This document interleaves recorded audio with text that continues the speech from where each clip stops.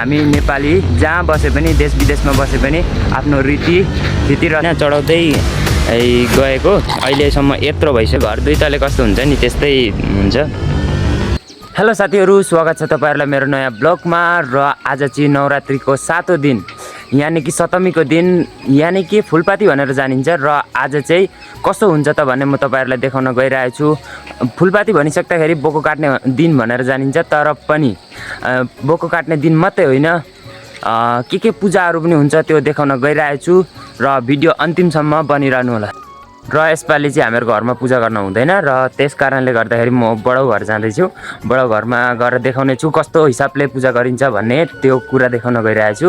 र भिडियो चाहिँ अन्तिमसम्म हेर्न नबिर्सिनु होला। र फेसबुकबाट हेर्नुहुँदैछ भने फलो गरिदिनु होला, र युट्युबबाट हेर्नुहुँदैछ भने चाहिँ सब्स्क्राइब गरिदिनु होला। र म युट्युबको लिङ्क पनि यहाँ फेसबुकको कमेन्टमा दिनेछु। सबसे पहिले चाहिँ बडो घर जानुभन्दा पहिले चाहिँ हामी कोलको पत्ता लिएर जाइनेछ र दाम्चो पनि।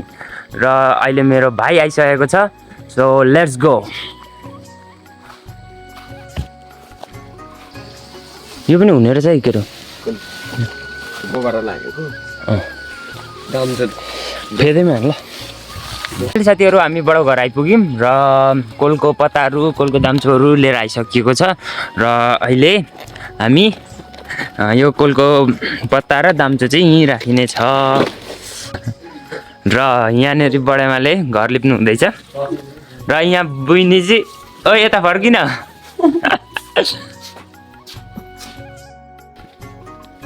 र यहाँ हजुरआमाले पुरी होइन बाबर पकाउनु हुँदैछ। यहाँ हेर्न सक्नुहुन्छ।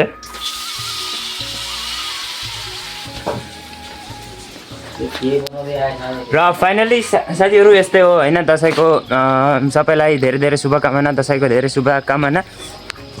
साथीहरू, यहाँनिर थान बनाउन गइरहेको छ। सबसे पहिले त थान बनाइन्छ यहाँनिर, र यहाँनिर सामानहरू राखिन्छ भनौँ न, सामानहरू राखिन्छ के पूजाको सामानहरू। त्यही भएर यहाँनिर 2 तले हुन्छ होइन अङ्कल? 2 तले कन्फर्म हुन्छ। 2 तले चाहिँ कन्फर्म हुन्छ है साथीहरू। तर यहाँनिर ढुङ्गै भएको कारणले गर्दाखेरि गाडिएको छैन कि बिजोक भइरहेछ कि। अब यहाँबाट 1300 हालिन्छ होइन, 1300 हालेर 2 तले ट्याक्रै घर 2 तले कस्तो हुन्छ नि त्यस्तै हुन्छ। दर्शक बिन भन्दा नि कस्तो हुँदो रहेछ। हामीहरूका अङ्कल चाहिँ पुरा एक्सपिरियन्स क्या यो बनाउन चाहिँ नि।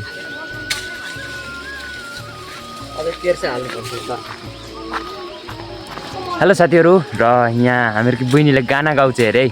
त ल नानी गाना गाता हरियो काक्रा करम भन्ने गाता आइगयो। साडी लाएर भन्ने।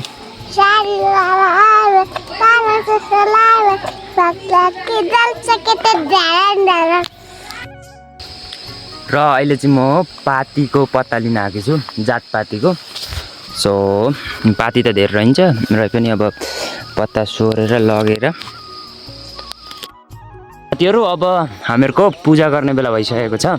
र यहाँ बडौले सबै सामानहरू पूजा गर्ने सामानहरू लिएर गइदैछ। र सबसे पहिले चाहिँ यो पातीको पत्ता धुप हाल्नको लागि र यो यहीँ राखौँ। र यहाँ के छ म तपाईहरुलाई देखाउन गइरहेको छु। यहाँ हेर्न सक्नुहुन्छ बाबर, यहाँ घर तरुल बनतरुल के भन्छ त्यस्तै।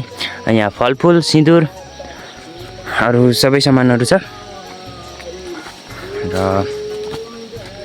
यस्तै छ भनौँ होइन। अङ्कलले मात्र उडाइदिनु हुँदैछ है थानलाई। ओए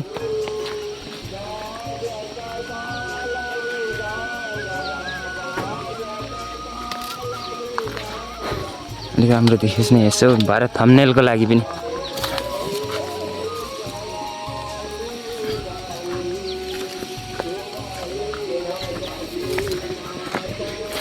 साथीहरू हेर्न सक्नुहुन्छ है, यो चाहिँ नयाँको पहिलेदेखिको सिक्का होइन, चढाउँदै गएको अहिलेसम्म यत्रो भइसकेको हेर्न सक्नुहुन्छ। झन्डै आधी केजीबाट ज्यादा छ है, हेर्नु त अङ्कल। यता जङ्गलीको हो नि, कम्पलसरी हो नि त नि, भरे रङ बोल्यो भने नि त मिलेन नि त, कमेन्टमा है भन्यो भने त सक्यो त।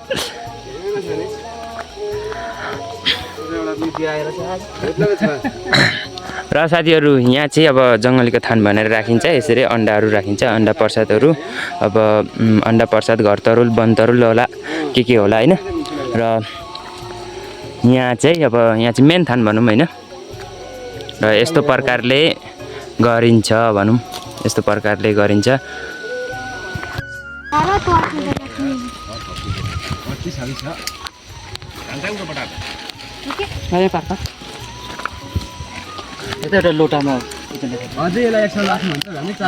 बोलु बडाउले पुरा धुप हाल्नु हुँदैछ।